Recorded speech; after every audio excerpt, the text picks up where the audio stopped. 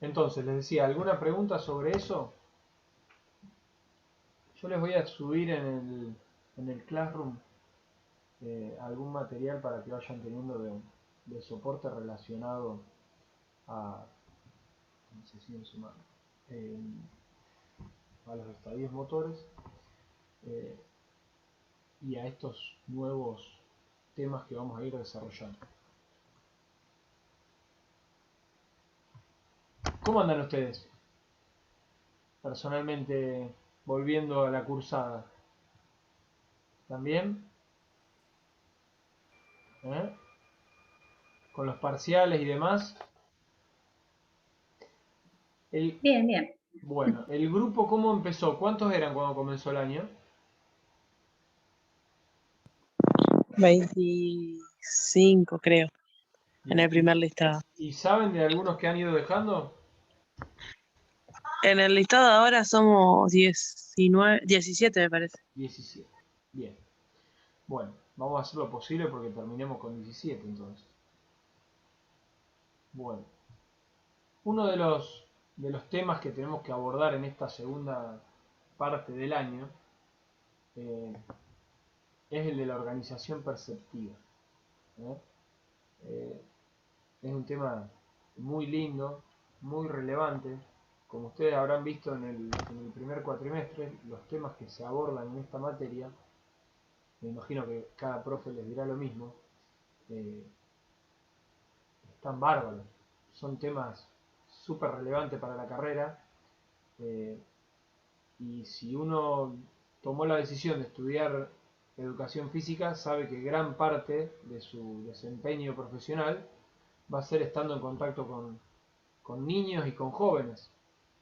Bueno, esta materia justamente lo que hace es abordar cómo crecen, cómo se desarrollan, cómo maduran y cómo se mueven desde que nacen hasta que llegan a la adultez.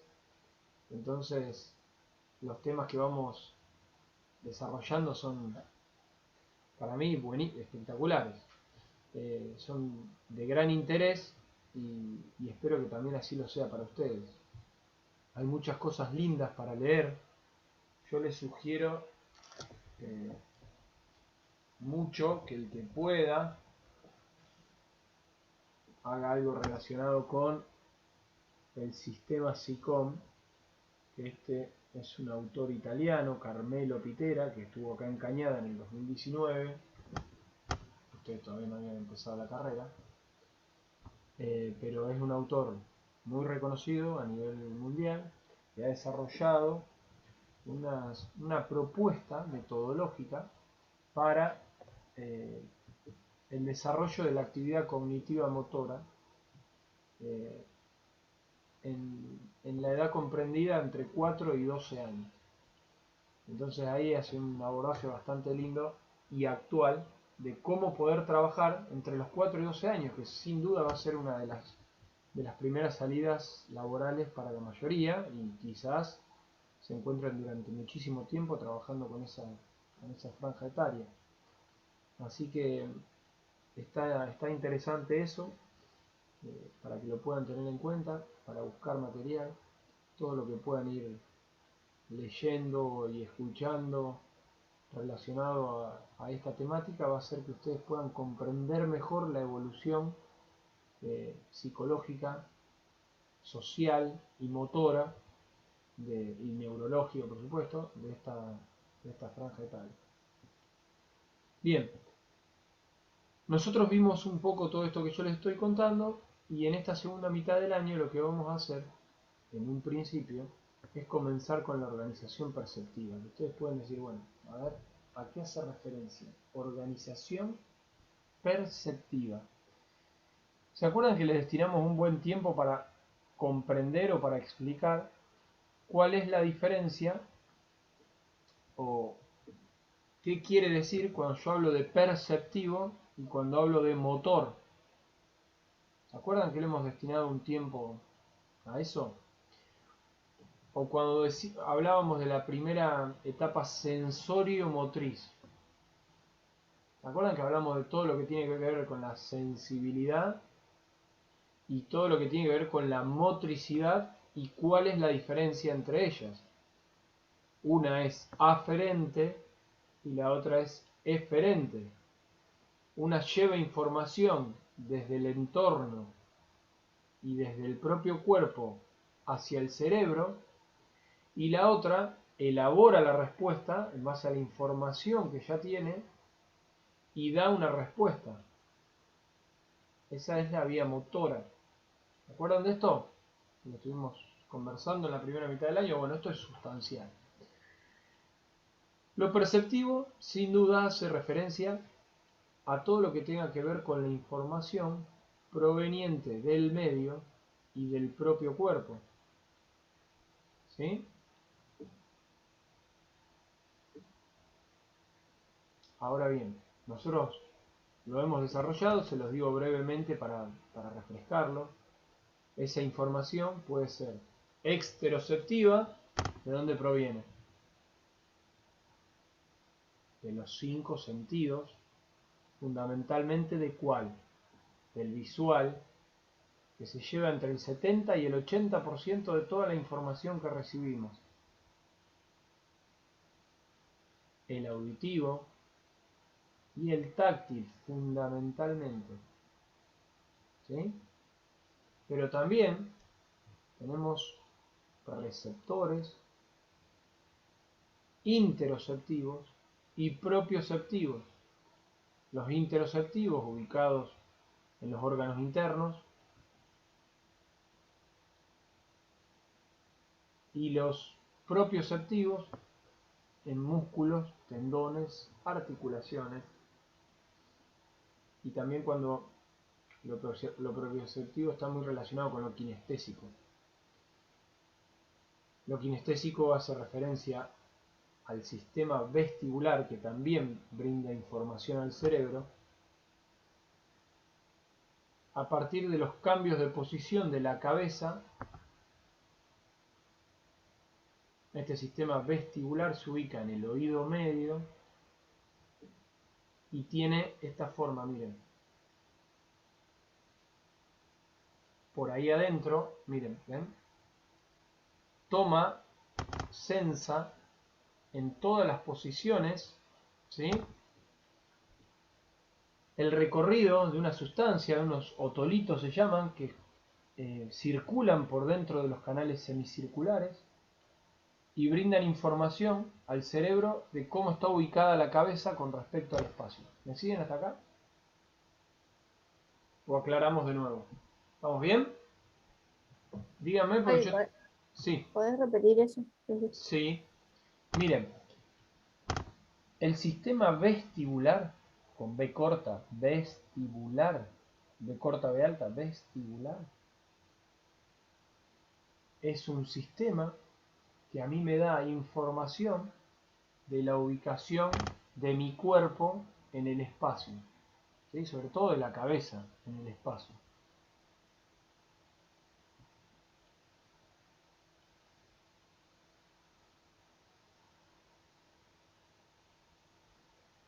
¿De qué manera lo hace? Su anatomía es de canales. Canales, imagínenselo como un sistema por donde circula un líquido. Es un sistema de canales semicirculares que dentro se ubican una sustancia, unos componentes que se llaman otolitos, no importa eso. Pero lo que hacen ellos es, al moverse, censar la posición de la cabeza con respecto al espacio e informarla constantemente al cerebro. Entonces, si ustedes cierran los ojos y ubican la cabeza de una manera diferente a como la tienen ahora, me pueden decir en qué posición está la cabeza por más que no vean cómo está. Este sistema vestibular tiene una gran importancia en el equilibrio, ¿sí? Eh, Cuando ustedes escuchan que alguien tiene problemas de equilibrio o mareos y demás, bueno, es este sistema el que está con dificultad. Muchas veces pasa que cuando uno se sube a una embarcación, ¿sí? En el río, o mucho más en el mar, y al no tener una superficie estable y estar constantemente en movimiento de un modo al cual no estamos acostumbrados, generalmente eso trae mareos y ganas de vomitar, porque el organismo no se puede acomodar a esa falta de estabilidad que no está acostumbrada. Por eso esto tiene tanta importancia en el equilibrio. Bueno, aprovechamos para ir profundizando sobre algunos aspectos importantes que nos van a venir bien para el desarrollo de todos los temas de este segundo cuatrimestre. Entonces dijimos, la información que viene que llega al cerebro, por eso estamos hablando de lo perceptivo, puede ser de los exteroceptores, de los interoceptores, de los propioceptores del sistema vestibular. ¿Sí? Bien. Toda esa información se organiza de un modo en el cerebro y a partir de esa organización es que damos una respuesta. ¿Sí?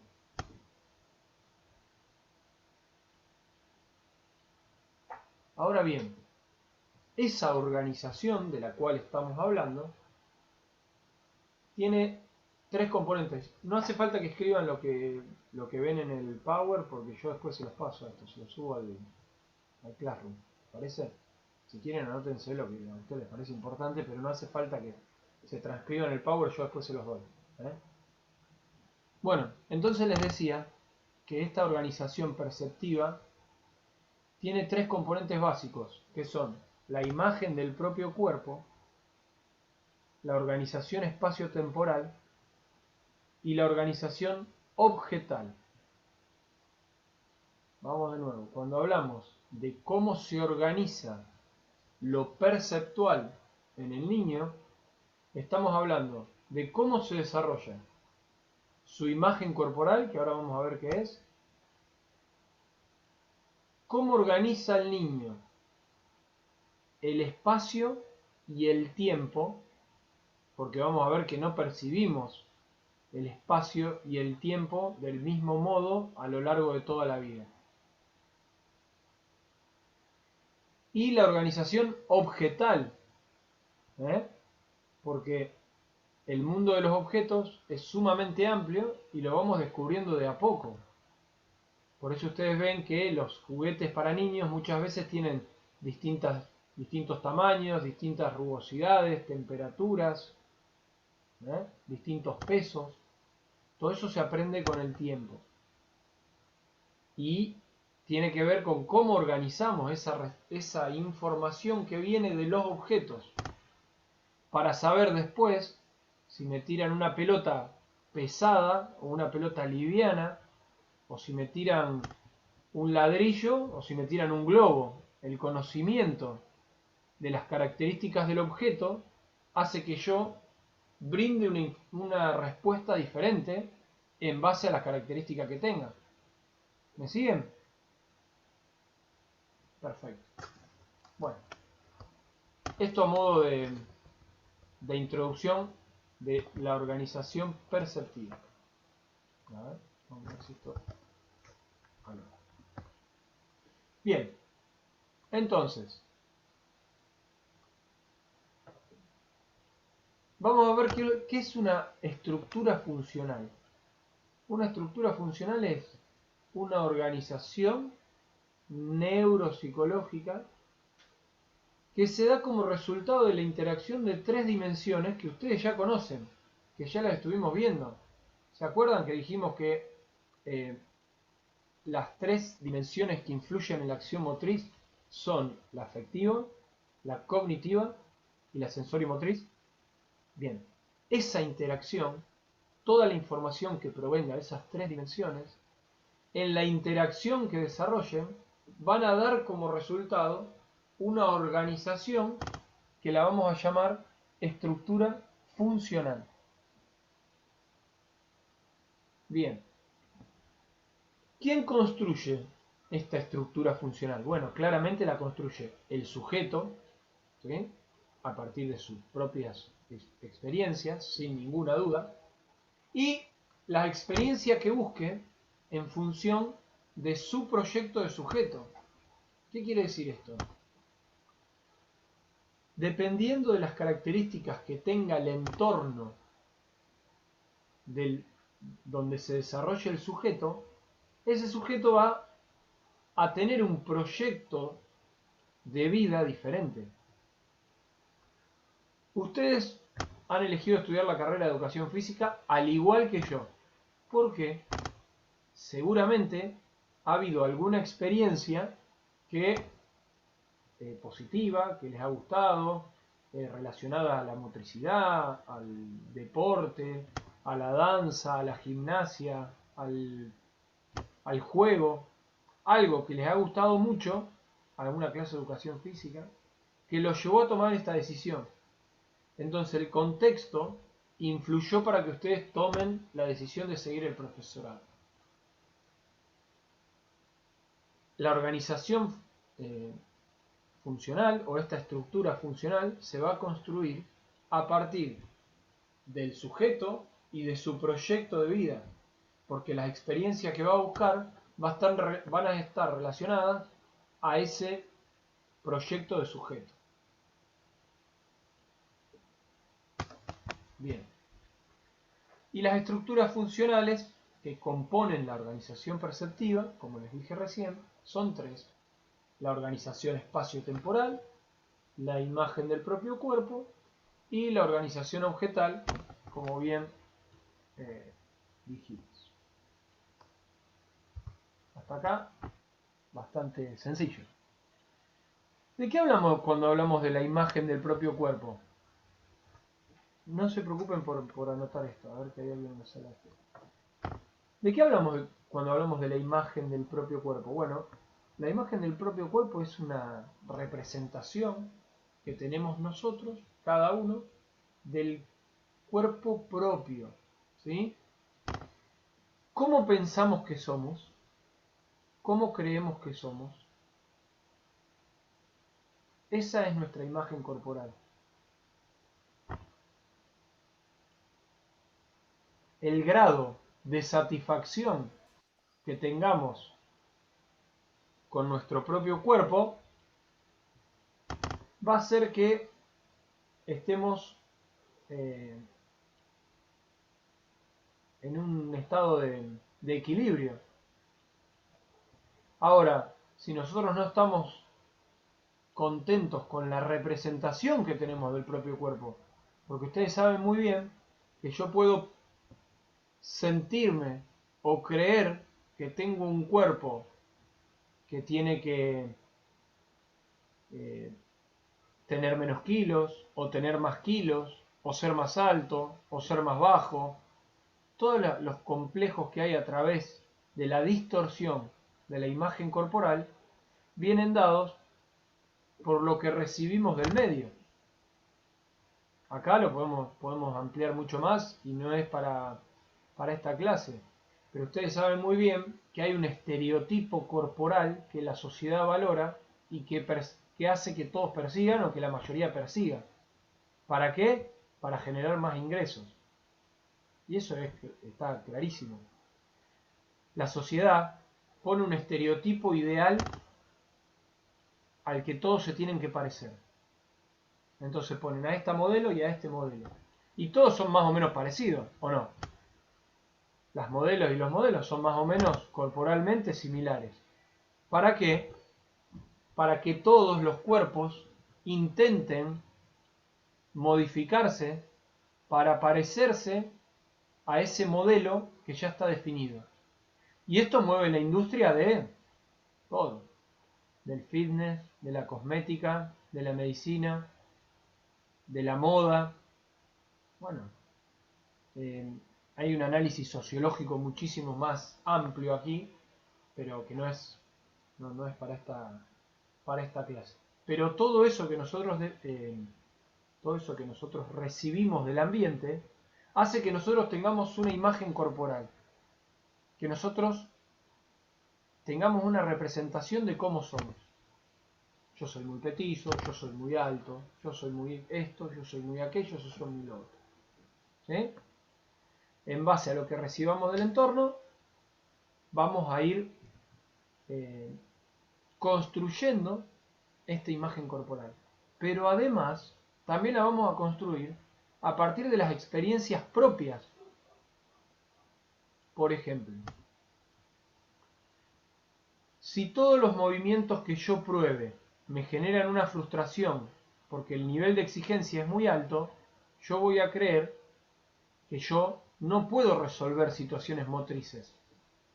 Y ahí va a pasar claramente como un día en una escuela secundaria yo fui y le pregunté a un chico por qué no hacía educación física y me dice, porque yo no sirvo para educación física. ¿Cómo sería que no servís para educación física? No, yo no sirvo, ya me dijo el profe a mí que no sirvo, mis compañeros se ríen, no sirvo para esto.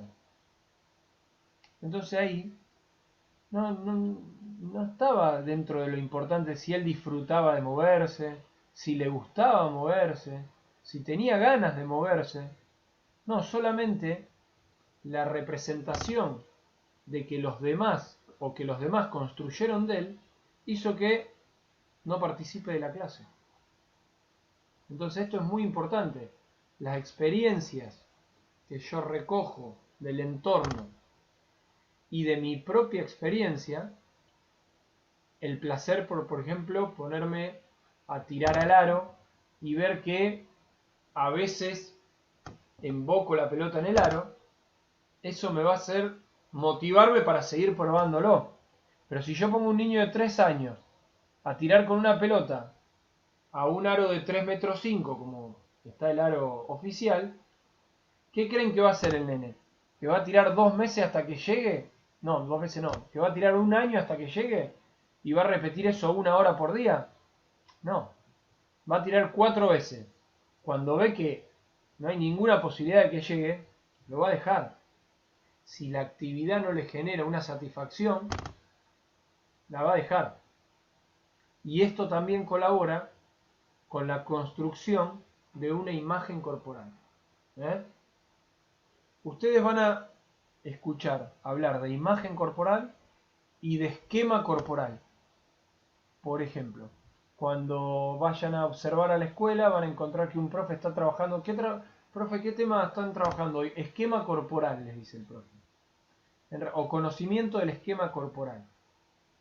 A lo que está haciendo referencia es que está trabajando actividades que permitan al niño reconocer las partes de su cuerpo. ¿Para qué? Para construir esta representación mental de cómo es su cuerpo. ¿Eh? Bien. Nosotros acá lo vamos a tomar como sinónimo a imagen corporal y a esquema corporal. Aunque en un análisis más profundo, que ya excede esta materia, quizás en un futuro cuando hagan una licenciatura o profundicen en un tema específico, van a poder hacer la diferenciación en esto. Si les interesa el tema, hay una autora francesa que se llama, el apellido es Dolto, D-O-L-T-O, Dolto, que habla y que trata en profundidad este tema del esquema corporal y la imagen corporal. Bien, ¿estamos hasta ahí? ¿Preguntas? ¿Nada? ¿Seguras? Profe, ¿Seguros? una Sí. actividad así de, como dijiste, para trabajar la imagen del propio cuerpo, Sí. ¿cuál puede ser? Bueno, muchas veces, por ejemplo, una muy básica de la escuela, eh, no sé, le hacen transportar un objeto con diferentes partes del cuerpo. Bueno, ahora transportamos este objeto con esta parte, ahora con esta otra, ahora con una parte blanda, ahora con una parte dura, ahora con una parte larga, ahora con una parte corta, y ahí alternás con eh, el conocimiento de algunos conceptos relacionados al espacio. a lo espacial. Otra puede ser, por ejemplo, nos ponemos enfrentados, yo con vos. Yo te tiro una pelota y vos la tenés que parar primero con una parte de los miembros inferiores. Supongamos que la parás con el pie. Después, bueno, ahora la tenés que parar con otra parte de los miembros inferiores. La parás con la rodilla, o con el taco, o con la cadera, o con el muslo, o con, eh, no sé, con la parte interna del pie. Después con la parte externa. Ahora con los miembros superiores. Yo te tiro la pelota y vos la tenés que tocar por primera vez con una parte de los miembros superiores. Primero con una mano, después con la otra, después con el dorso de la mano, después con el codo, después con el antebrazo, después con el hombro, después con la parte posterior del brazo. Todo esto brinda información sobre las diferentes partes que componen mi cuerpo. ¿Sí? Y después, obviamente, que todo lo que tenga que ver con mejorar las aferencias que yo recibo del ambiente, va a hacer que también se construya mi imagen corporal. No sé quién es el que preguntó porque no lo veo acá, porque yo estoy Sí, compartiendo la profe, sí, se pantalla. entendió. Ezequiel, pues. Ese, bueno, ¿ese se entiende? O sea, yo voy a Sí, proponer profe, perfecto. una actividad que profundice sobre el conocimiento de mi cuerpo y de sus partes. Profe, entonces, como para una definición, se podría decir que damos actividad de esquema corporal como para poder construir nuestra imagen corporal. Sí, en realidad, ten en cuenta esto. Está muy arraigado en la terminología docente esto de esquema corporal. Ustedes van a escuchar mucho hablar de esquema corporal. El esquema corporal y la imagen corporal se toman en este caso y en los apuntes que yo le voy a pasar de este libro como sinónimos. Vos podés decir que estás trabajando el esquema corporal o la imagen corporal. Es indistinto por ahora. Ambas formas, por eso los tomamos como sinónimos, tienen como intención mejorar el conocimiento del propio cuerpo. ¿Sí? Este conocimiento del propio cuerpo va a hacer que yo me haga una representación de cómo es mi cuerpo. No solamente de cómo es anatómicamente, sino de sus posibilidades. Y esta es una de las claves en el trabajo del docente. Miren, supongamos que, mírenme acá, supongamos que yo me encuentro en este lugar, en el lugar A. Si yo soy el docente y quiero llevar a este niño que está en el lugar A al lugar B, ¿sí? Para hacerlo, no puedo hacer este salto tan extenso. Tengo que hacer una propuesta que esté cerca del lugar A. ¿Qué quiere decir esto? Que si yo propongo actividades con un nivel de exigencia muy alto, el niño se frustra y no quiere seguir haciéndolo. ¿Por qué? Porque es muy complejo. Imagínense si yo les doy el capítulo 5 de la mitología griega hoy a ustedes sin que conozcan nada de la mitología griega. Escuchan los primeros 3 minutos y después no quieren escuchar más. Yo tampoco. ¿Por qué? Porque nos queda muy lejano. Ahora, si yo reconozco cuáles son las posibilidades de ese niño y hago una propuesta que implique una cierta dificultad, pero un escalón por encima de donde está, eso le va a generar una motivación y la resolución de ese problema motriz que se le presenta le va a dar satisfacción. Pero sobre todo, le va a hacer saber que puede Y eso va a colaborar en la construcción de su imagen corporal. Yo puedo resolver esto.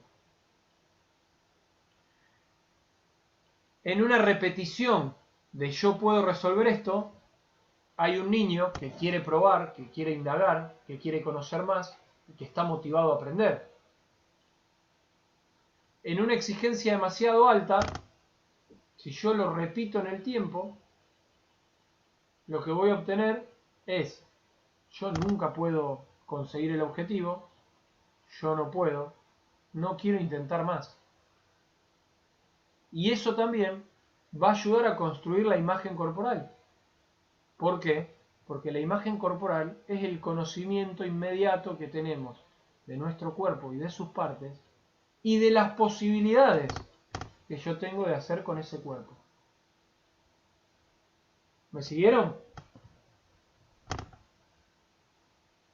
¿Preguntas? A mí justo se me cortó cuando estaba Bueno, explicando, ¿en qué momento se te cortó? cuando nombraste el campo, la Bueno. definición de cómo estaba formado. Ah, bueno.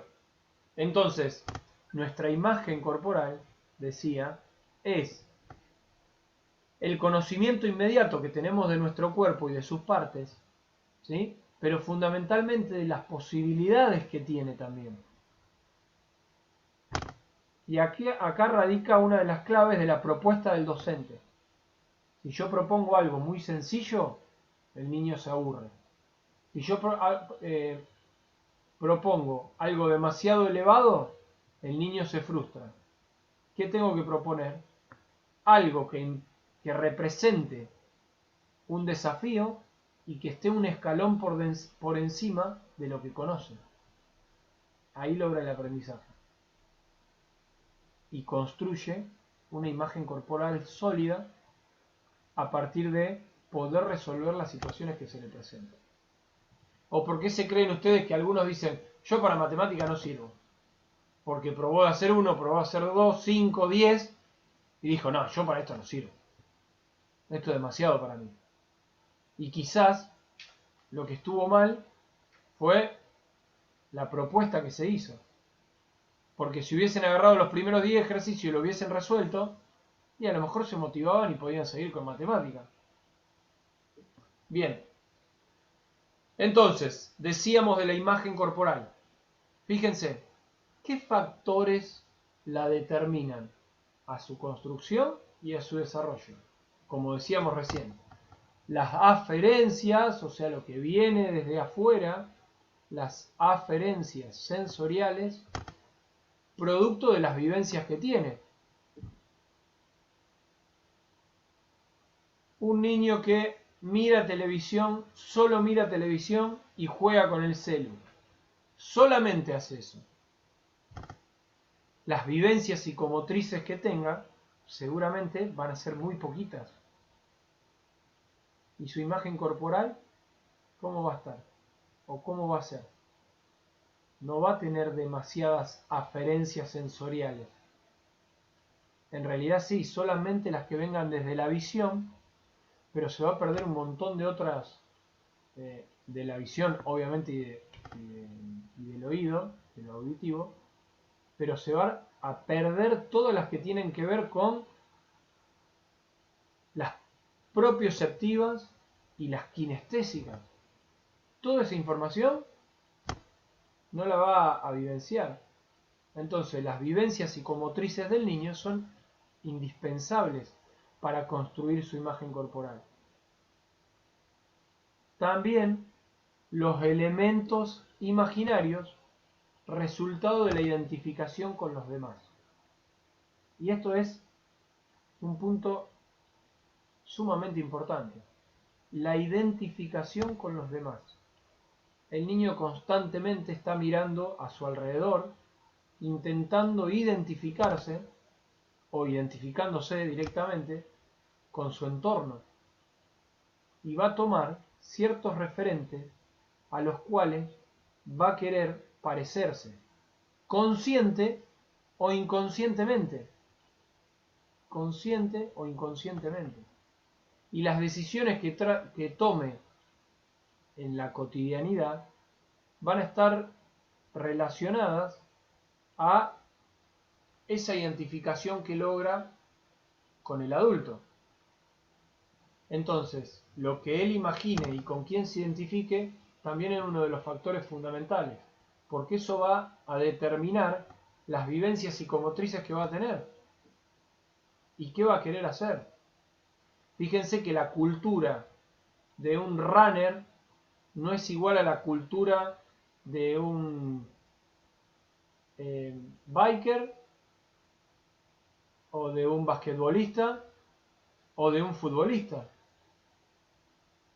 Mi hija tiene 12 años y juega al básquet y yo la veo que se va a los partidos con las medias largas y los crocs. Y eso es cultura. Yo digo, ¿qué hacen? ¿Cómo va así? Bueno, la cultura del básquet hace que las chicas a los 12 años y casi todas... Ahora, cuando yo voy al partido y veo a las chicas más grandes, que tienen 15, 16, 17, ¿cómo llegan al partido? Con las medias largas y los crocs. Y ahí tienen un ejemplo de identificación. Se identifica y dice, bueno, a mí me gusta esto, ¿qué hago? Lo imito, lo copio. Y eso hace que pertenezcan a un grupo social. Cuando mirás a todas las demás, todas iguales, todas se visten más o menos parecido. Eso es un ejemplo de identificación. Después lo podemos tomar obviamente también para el movimiento. Dicen, mirá este chico, lo que es la genética, camina igual que el padre. O camina igual que la madre. A mí me dicen, tu hija camina igual que vos. Y eso no es genético. Eso es mirar, inconscientemente, por supuesto, y identificarse con un esquema y después imitarlo.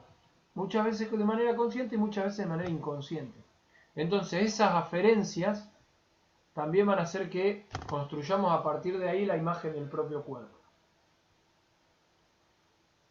Y bueno, o sea, el tercer punto también está relacionado a esto que yo les estaba diciendo, ¿no? Los elementos simbólicos correspondientes a esta interacción social relacionadas y llevadas adelante a través del lenguaje. Preguntas sobre esto, sobre cuáles son los factores que influyen en la construcción y en el desarrollo de la imagen corporal. Es un gran tema este, ¿eh? Es un gran tema. Miren, vamos a agregar algo más acá. Es muy importante cómo actúa el docente en una clase de educación física, en una clase en la colonia, o cómo actúan ustedes con sus sobrinos, con sus hermanos, con los pequeños que tengan conocidos. ¿Qué tipo? ¿Escucharon hablar de lo que es el feedback? ¿Han escuchado? Bueno, el feedback es ¿qué le devuelvo yo docente a ese niño cuando se está moviendo? Vamos a hacer un ejemplo de un feedback. Escúchame, tenés que correr más rápido y al momento de golpear la pelota, flexionar más el codo izquierdo.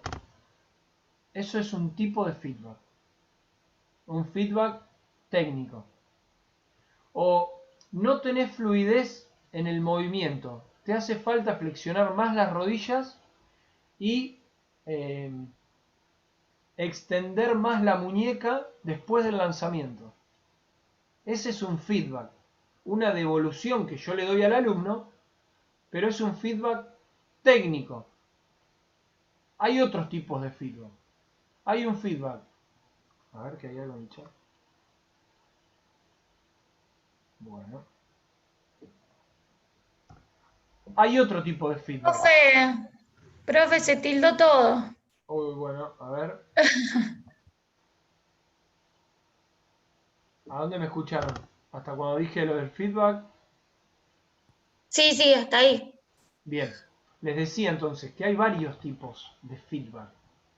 Ese que yo les di el ejemplo recién es un feedback técnico, pero también hay feedback positivos. Cuando doy el ejemplo con el baje, ¿no? Cuando un alumno hace un lanzamiento y no puede convertir, yo le digo, dale Juancito, no importa, escuchá, la próxima vez vamos a tratar de hacer tal cosa, pero dale que vas bien, vamos que ya lo vas a conseguir, dale. Eso es un feedback positivo. Y un feedback negativo, ¿cómo sería? Siempre lo mismo vos. ¿Cuándo vas a aprender a hacer una bandeja? Feedback negativo. Fíjense si quieren, cuando vayan a una cancha de cualquier deporte, ¿de qué manera se comportan los docentes? ¿Qué tipo de feedback dan? ¿Positivos o negativos? O muchas veces técnicos. Habitualmente, las intervenciones docentes están más asociadas a un feedback negativo que positivo. Y esto, por supuesto, que influye en la imagen corporal. Porque a mí alguien que me vive diciendo que yo hago las cosas mal, seguramente yo crea que yo hago las cosas mal. Y eso me va a bajar el nivel de autoestima y mi imagen corporal me va a ir para abajo. Bien. ¿Me escuchan bien? Más o menos.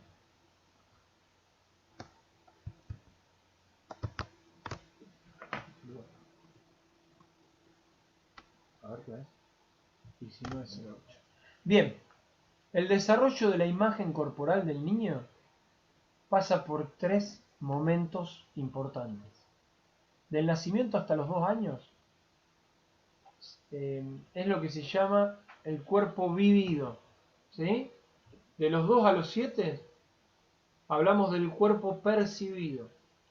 Y de los 7 a los 12 del cuerpo operatorio. Vamos a profundizar un poquito sobre esto.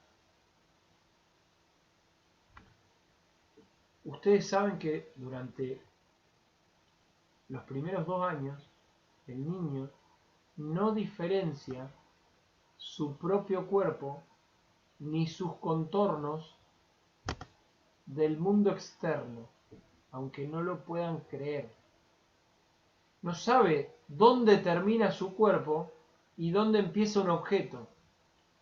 No define los límites de su cuerpo ni sus contornos corporales.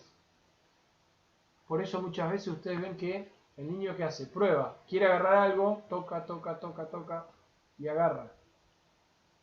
Los primeros 2 años el niño se dice que está en una relación, escuchen bien, simbiótica. ¿Saben lo que quiere decir simbiosis? Una relación muy estrecha.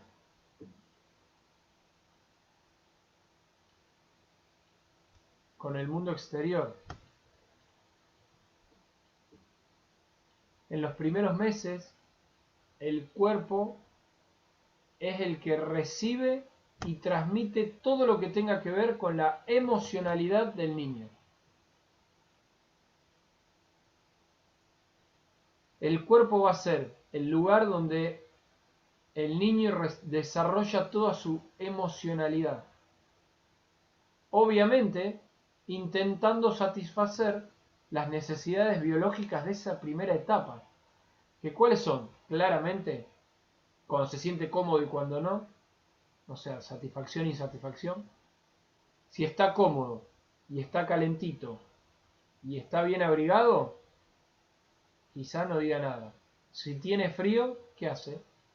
Llora, porque es la única forma que tiene de comunicarse. El sueño y la vigilia también son dos formas que tiene el niño de expresar su emocionalidad. Cuando está despierto y cuando quiere dormir. O cuando quiere dormir y quiere seguir durmiendo, como nos pasa a nosotros también. Muchas veces. El sueño y la vigilia son dos necesidades biológicas que el niño desarrolla a partir de la emocionalidad. Y obviamente el hambre y la saciedad. Cuando el niño tiene hambre, necesita que se satisfaga esa insatisfacción. Entonces lo pide constantemente. ¿Cuándo el niño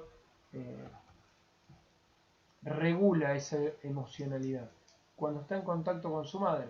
Vieron que muchas veces el niño llora, no se queda con uno, no se queda con otro, lo agarra la mamá y se tranquiliza. Bueno, estos primeros meses de vida están asociados a la presencia de la madre constantemente. Y toda su emocionalidad va a estar relacionada a esto. ¿Cómo lo reconoce? Bueno, por el tacto, por los olores. Sin duda que cuando está con su mamá, prácticamente que se puede decir que está en una zona de confort. Ahora bien, durante los primeros 18 o 20 meses pasan todas estas cuestiones que estamos conversando. Pero a partir de ese momento, los objetos empiezan a adquirir ciertas características que antes no tenían. Como por ejemplo, las características de permanencia e independencia. ¿Sí? A partir de eso, el niño se da cuenta o empieza a saber que hay un mundo por fuera de él, que hay un mundo externo y que está por fuera de su existencia. Entonces hay una disociación entre el niño, sería el yo, y el no yo, que son todos los elementos, todos los objetos que están por fuera de mí. Recuerden que dijimos que los primeros 2 años hay una no diferenciación con el medio exterior. Y a partir de este momento lo empieza a diferenciar hacia los 18 o 20 meses. ¿Cómo nos damos cuenta de eso? Primero, ¿qué quiere decir permanencia e independencia? Permanencia quiere decir que aunque yo no lo vea, el objeto sigue en ese lugar. Por ejemplo, si yo tengo una pelotita arriba de la mesa y el niño la está buscando, la tapo con una servilleta, el niño no la sigue buscando. ¿Por qué? Porque piensa que no está más. ¿Por qué? Porque no la ve. Cuando no la ve, cree que no existe más. Por eso, este juego tan básico que todos hacemos, que se esconden y le hacen ¡buah! Y lo asustan. Cuco y todo lo que le dicen al nene cuando se esconden atrás de un objeto. Bueno, ¿por qué al niño le da tanta gracia? Porque cuando se tapan, creen que no está más, que desapareció, que no existe más. Y después, ¿qué pasa? Aparece. O sea, no sabe que está detrás de eso. Hacia los 2 años. O hasta los 2 años. Y esta es la primera característica de permanencia. O sea, existen por más que yo no los vea. Y de independencia, porque van a seguir existiendo por más que yo me vaya. Va a seguir existiendo ese objeto. Es independiente a mí. Yo soy una cosa y los objetos son otra. Y esto que parece tan sencillo, es un momento determinante en los primeros 2 años de vida. Fíjense lo que dice Wallon, que es un autor muy conocido relacionado a cómo el niño evoluciona en su motricidad. La búsqueda voluntaria del rostro o del cuerpo de la madre, que el nene está constantemente haciéndolo, será el elemento organizador de los primeros esquemas de acción corporal. Punto. Pensemos en eso. Miren si es importante que cuando nosotros hablamos de los esquemas de acción que vamos a constituir después, cuando ingresen a la escuela primaria, cuando vayan al jardín, cuando ingresen a la escuela primaria, nosotros los profes tenemos como aliados a los esquemas de acción. Recuerden que nosotros dijimos, a mayor cantidad de esquemas de acción, mayor posibilidad de resolver acciones motoras. ¿Se acuerdan? Bueno, estos esquemas de acción que nosotros vamos a construir más adelante, podemos encontrar la génesis de esos esquemas, o sea, el origen de esos esquemas de acción, en la búsqueda voluntaria del niño de su madre. En esa búsqueda van a estar los primeros esquemas de acción corporal, como por ejemplo girar, darse vuelta hacia un lado y hacia el otro, levantar la cabeza para ver dónde está. Si ustedes ven un nene que está sobre el suelo, de espaldas, y la madre le empieza a hablar o le habla desde la cocina, el nene lo que va a hacer es, va a empezar a girar la cabeza y a buscar con la mirada hasta que pueda voltearse, girar, levantarse, pero siempre ¿con qué objetivo? Con encontrar a su mamá, o el que cumple la función, ¿no? Pero siempre con buscar a esa referencia. Entonces, podemos decir que los primeros esquemas de acción están relacionados con esa búsqueda. Fíjense, dice, constituyendo un valioso ejemplo de cómo el desarrollo emocional es el motor del desarrollo cognitivo y motriz. Cognitivo, los esquemas de acción, y motriz porque implican el movimiento para encontrarlo. Esta emocionalidad va a ser indispensable para construir los primeros esquemas de acción. Y a partir de ahí, efecto multiplicador, y no los paramos más. Pero ahí está la génesis. Bueno, preguntas. A ver si están todos. ¿Cuántos hay? ¿Cuántos son? ¿8? Bien. Preguntas hasta acá. Mucho lío esto, la verdad. ¿A dónde se complicó un poco más? Lo que estamos intentando hacer es, vamos a ubicarnos. Nosotros hablamos hoy de la organización perceptiva. ¿Sí? Dentro de esa organización perceptiva hay 3 elementos muy importantes, que las tomamos como organizaciones funcionales, que son la imagen corporal, la organización espacio-temporal y la organización objetal. Lo primero que hicimos fue hablar de la imagen corporal, cómo se construye y cuáles son los factores que influyen en la construcción y en el desarrollo de esa imagen corporal. Ustedes lo que son hoy son a partir de la imagen corporal que ustedes construyeron y desarrollaron de sí mismos. Si yo le preguntase a cada uno de ustedes, ustedes me pueden decir, mira, yo soy bueno para el hockey, me cuesta más la natación, no sé bailar y ando bien en anatomía. Todo eso que ustedes me cuentan tiene una relación con la imagen que ustedes tienen de ustedes mismos y de sus posibilidades. Cuando nosotros hablamos de imagen corporal, está relacionada a cuáles son las posibilidades de mi cuerpo, qué puedo hacer con él y qué no. Supongamos que empiezan las clases presenciales de gimnasia y uno hace un rondó. Y ustedes cuando lo ven hacerlo dicen, bueno, me animo al rondó. Van, lo hacen. O lo prueban. Les sale mejor, pero no importa. Pero lo prueban porque ven la lógica que tiene, cómo es el movimiento, y prueban a hacerlo porque consideran que con lo que conocen y lo que pueden hacer, el rondó es viable, se relaciona a sus posibilidades, en base a la imagen corporal que ustedes tienen de ustedes mismos, obviamente. Ahora, después de eso, rondó flip-flap.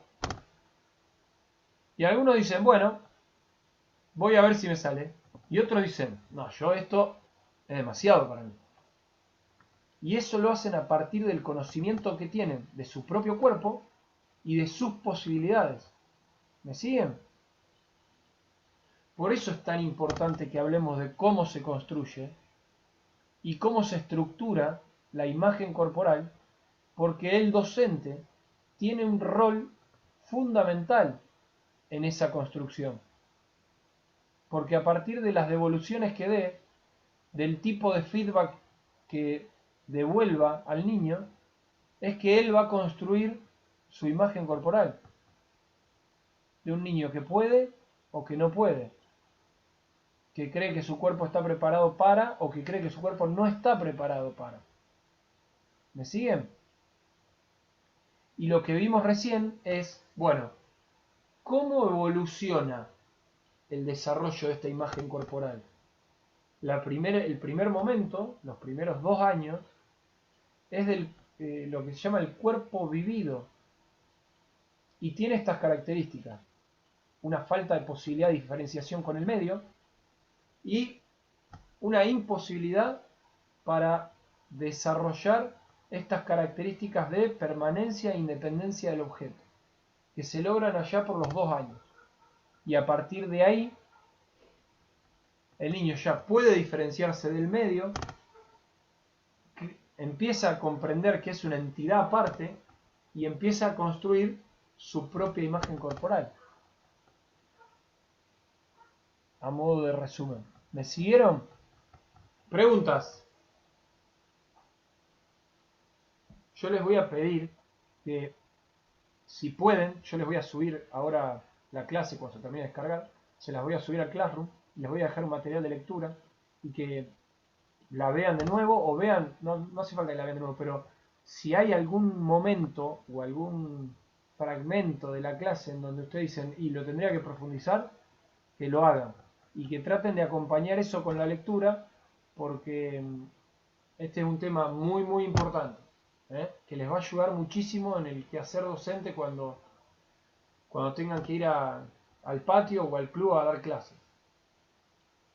Bueno, quedo abierto a preguntas. Vamos a dejar de compartir pantalla.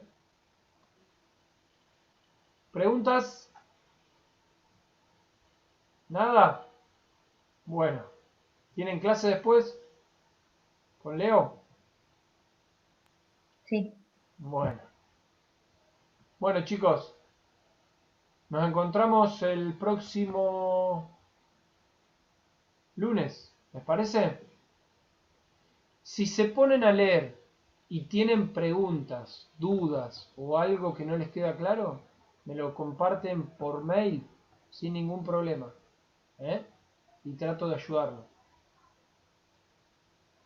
Y tomen una sugerencia. Si pueden, no se atrasen con las lecturas. Miren de nuevo las clases. Pónganse a escuchar todos los videos que tienen en el Classroom.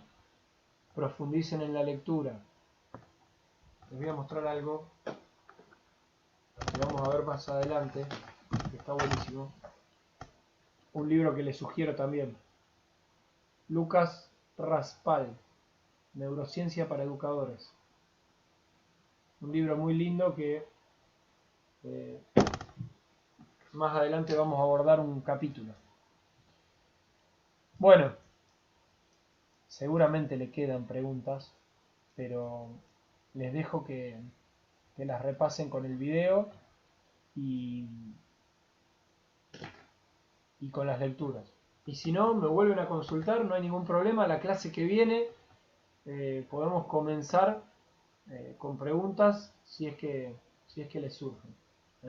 Es una materia muy larga esta, que si la logran llevar al día, yo les sugiero que cuando termine la cursada se presenten a rendirla, porque la tienen fresca y la pueden preparar si la dejan, se hace mucho más complejo después retomarla porque son muchos contenidos. ¿Eh? Bueno, nos vemos el lunes próximo. Dale, Dale, profe. profe. Gracias. Chao. Adiós. Nos vemos. Que anden bien, buena semana.